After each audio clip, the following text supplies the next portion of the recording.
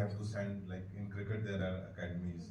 Is it self-learning? There are coaches available, or they should, like we were told that unless you play more tournaments in South India and now Delhi also, your game will not improve.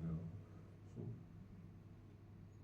what is the process which we need to follow? I think it's a multi-folded process, I must say. Of course, he has come from a background where there are not many players, and I also suffered that after I crossed a particular level, I had no player to practice with. So it is again a multi-phase program. You try to achieve some level and keep on going ahead, and that way. But changing trainers is one of the inevitable parts which doesn't take place in India, because when the trainer gets hold of a rich parent, then trainer is not going to leave the student for long, and that's the reason why the Soviet system, for example, for a particular level, they had this coach, and subsequently they is transferred to a different higher coach.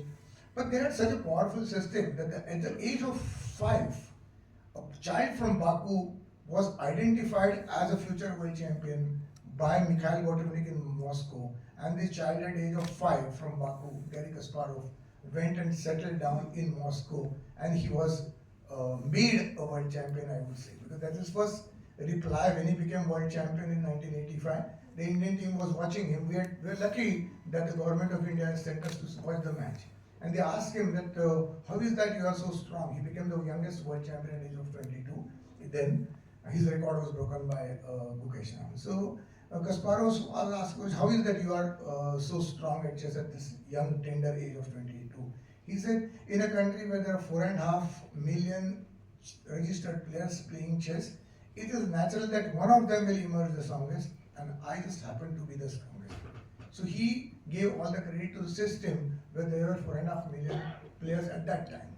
And 45 lakhs is a huge number, and we don't even have 45,000 registered players.